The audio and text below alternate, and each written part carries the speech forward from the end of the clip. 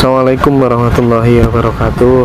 Teman-teman semuanya, alhamdulillah siang hari ini saya bisa bersilaturahmi kembali dengan Mbah No.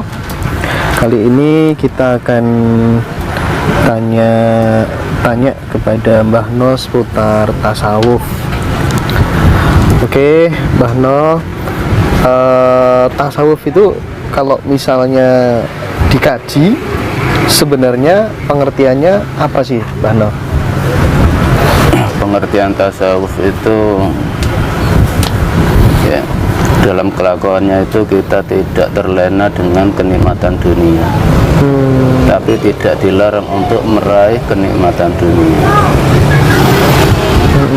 Dan itu dalam hadis Nabi sangat jelas, wa'mal lidunyaka ka'annaka ta'isu abadan wa'mal li akhiratika ka'annaka tamutu ghadan. Raih dunia, raih keberhasilan dunia seakan-akan kamu hidup selamanya.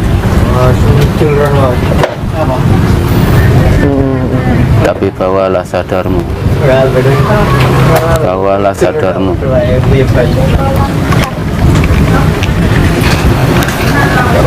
bahwasanya hadapkan hidupmu seakan-akan kamu mati besok hari. Jadi menurut saya tasawuf itu tidak harus kita menghindari dunia, tapi tetap raih dunia, tapi dalam kesadaran hidup ini untuk menghadap Allah. Itulah tasawufnya. Berarti orang yang bertasawuf tidak harus jauh dari harta, tidak harus miskin gitu ya, Mbah No ya? Tidak sama sekali. Orang iman itu berhak kaya, berhak merdeka. Kalau kita sebagai orang yang dipilih Allah, diberi amanah Allah untuk menyampaikan tauhid, haruskah kita hidup prihatin? Kita hidup di dunia butuh fasilitas dunia. Kalau prihatin, berarti orang yang menuju ketuhanan harus dalam keadaan lemah. Kita harus dalam keadaan kuat, yakin, dan yakin Allah menghidupi kita dan Allah meridhai kita dalam menegakkan tauhid. Tapi tiada pamrih untuk disanjung manusia. Itulah tasawuf. Tapi apakah ketika kita belajar syariat memang harus dilengkapi dengan bertasawuf, Mbah No, kira-kira? Harus. Cuma dalam pengertian syariat, mayoritas masyarakat Indonesia itu sangat salah kaprah. Dikira syariat itu harus bisa membaca Al-Quran karena mengambil syarikatanya dari bahasa Arab. Seakan-akan menuju Allah terlalu rumit, padahal sangat mudah. Kalau memang kita tidak ditakdir oleh Allah untuk bisa mempelajari ilmu fikih, memang kita tidak ditakdir untuk diberi kesempatan belajar ilmu fikih. Kita orang Jawa, punya tradisi sendiri, punya kekuatan ketuhanan sendiri. Jadi kita ambil sarinya, kita buka mata hati kita. Kalau orang Indonesia harus mengerti hukum-hukum Islam yang ada di kitab fikih, banyak orang yang tidak iman karena merasa sulit, karena merasa sangat sulit. Padahal itu semua tidak ada aturan dalam Al-Quran. Allah itu sangat simpel. As-sholatu li dzikri, sholat itu untuk menyerahkan hidup ini, takdir ini menghadap ke Allah. Zikir bukan sebutan Allah, Allah bukan. Tapi percayakanlah hidupmu ke Allah. Percayalah pada Yang Maha Kuasa. Jangan dipersulit masyarakat Indonesia ini untuk menghadap Allah. Diambil sarinya. Al-Quran itu sarinya hanya untuk menghadap Allah. Sadar itu saja. Yakin selamat. Yakin selamat. Serahkan hidupmu ke Yang Maha Kuasa. Yakin selamat. Berarti karena kita sebagai orang Jawa ada tradisi seperti halnya apa tuh namanya, misal nih Mbah, kalau kita mau menikah pakai hitung-hitungan pon, wage, kliwon, legi dan seterusnya, itu masih harus tetap dipegang ya? Masalah tradisi itu silahkan dilanjutkan, tidak melarang tradisi. Saya di sini hanya membimbing yang mau dibimbing. Tradisi lanjutkan, tapi hati tetap hasilnya tetap diserahkan Allah. Wong kita 1 jam yang akan datang nanti masih diberi hidup oleh Allah atau enggak saja enggak tahu, apalagi 2 bulan, 3 bulan, 2 tahun, 3 tahun itu menempati hak Allah.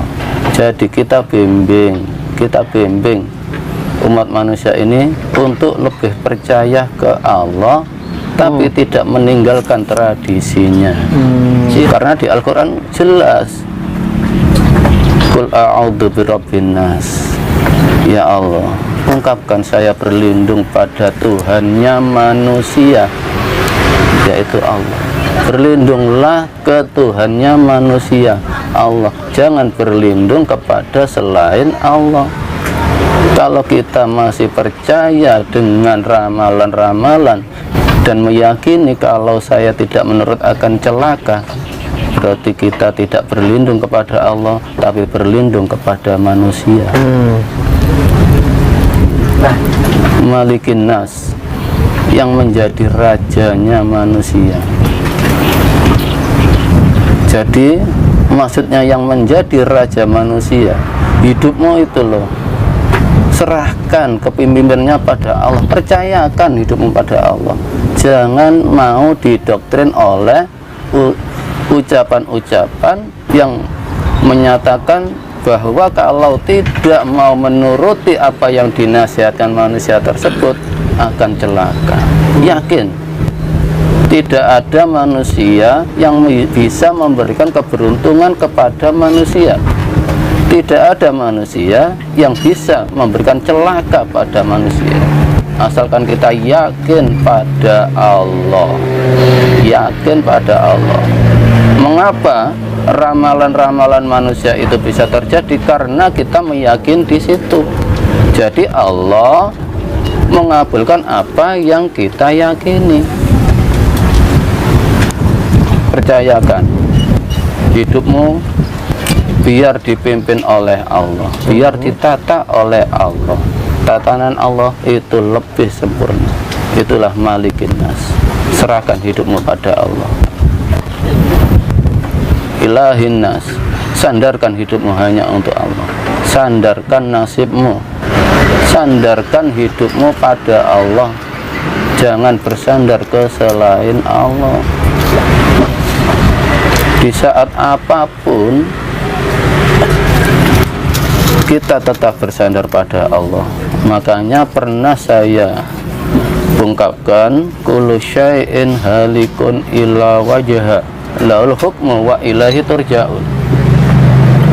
Setiap yang berbentuk apapun, berupa ucapan, berupa apapun yang berbentuk, kalau kita percaya, kalau kita sandari, itu akan halikun, merusak iman kita. Ila wajah, kecuali hidupmu kau serahkan pada Allah. Serahkan. Laul hukmu, hukum hanya Allah dan kita yang tahu. Kita tidak butuh dinilai manusia. Kalau memang kita yakin hidup kita ke Allah, untuk apa kita masih memandang manusia? Kita tidak butuh sanjungan, pujian. Kalau manusia masih butuh sanjungan, pujian dari manusia, berarti hukumnya masih menghadap manusia, bukan ke Allah. Wa ilaihi turja'un, semua kembalikan ke Allah.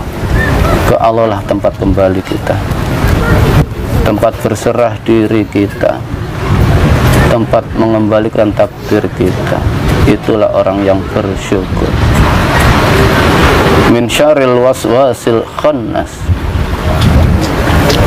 dari kejahatan,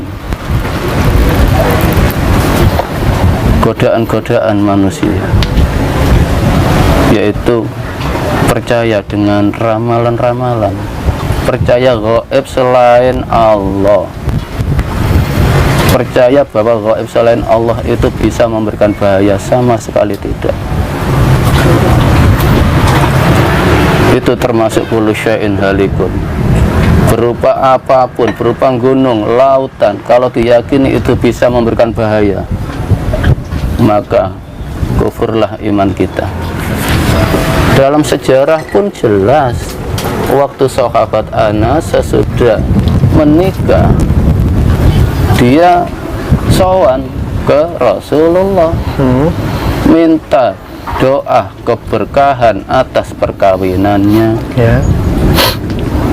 Rasulullah apa mau memberkahi sahabat Anas? Tidak. Rasulullah pun memintakan berkah ke Allah dengan doanya, barakallahu laka wa baraka alaika wa jama'a bainakuma fi khair. Barakallah, Allah yang memberkahi. Barakah itu takdir, itu hak masing-masing.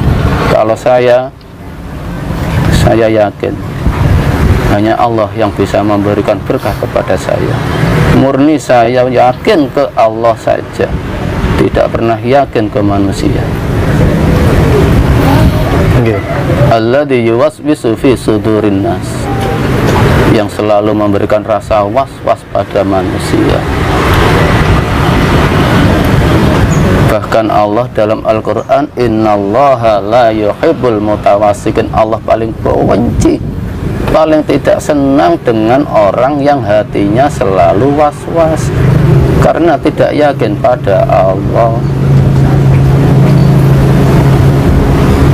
Dikatakan orang begini sudah was. Nah, itu kedoktrin dari kecil. Keyakinan-keyakinan itu jangan ke situ, itu di situ ada hantu. Akhirnya timbul rasa was-was. Itulah doktrin-doktrin dari kecil, sehingga terbawa sampai dewasa mempercayai bahwa tempat-tempat yang rimbun, gunung yang tinggi, lautan itu bisa membahayakan untuk ditempati oleh jin-jin yang keramat yang bisa mencelakai.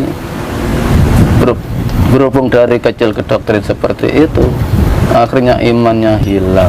Termasuk ini barangkali Mbak, kita pas lagi duduk-duduk begitu kan, iya. Terus kemudian cicak itu jatuh kena Iya. kepala, itu kan langsung waduh mau kena sial nih. Ya termasuk itu, termasuk itu.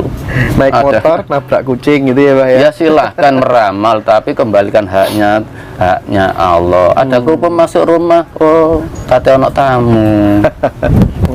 Sadar posisi kita manusia, takdir yang akan datang itu haknya Allah, jangan ditempati haknya Allah. Itu yang saya tekankan kepada semua yang mengikuti saya. Saya bimbing untuk yakin ke Yang Maha Esa. Oke. Selanjutnya begini, kalau misalnya ini Mbak, berarti kan tasawuf itu yang ditata adalah membersihkan hati ya Mbak, kalau Iya. ya enggak? Iya. Itu kalau nggak salah di surat Al-A'la ayat 14 barangkali. Berarti sangat penting dong belajar tasawuf di dalam kehidupan kita ini. Sesungguhnya tasawuf itu tidak perlu dipelajari karena sejalan dengan hidup kita. Cukup dengan kita serahkan hidup kita ke Allah, itu loh sudah tasawuf. Dengan bergiat bekerja dan hasil diserahkan ke Allah, itu sudah tasawuf. Tidak harus menghindari dunia. Iya. Semua itu sejalan dengan takdir. Jadab pun sejalan dengan takdir. Jadab itu apa? Gila dengan Allah, jatuh cinta pada Allah. Itu pun nggak bisa dibuat-buat ya orang jadab itu ya Mbak ya? Ya nggak bisa. Kalau makanya dalam ritual itu jangan berhenti di hati. Hati itu masih rasa, masih mudah disisipi iblis. Langsung didalamkan lagi. Makanya dalam tembang Sunan Kalijogo, tembang awal itu Mas Kumambang. Setiap manusia ini ada Mas Kumambang. Jadi dalam hati ini ada mutiara hati, itulah Mas Kumambang. Kalau di Al-Quran itulah ruh hidup kita. Tempati itu. Jadi jangan sampai kita ini hidup ini dipimpin oleh jasad, tapi hiduplah yang memimpin jasad. Lebih dalam lagi, kalau jasad yang memimpin hidup, kita tidak pernah bersyukur pada Allah. Di saat jasadnya merasakan sakit, itu ada rasa tidak terima. Ada rasa tidak terima, ingin yang lebih enak. Misalnya secara ringan aja, misalnya saya tiap hari saya perjalanan 5 kilo, oleh Allah diberikan sepeda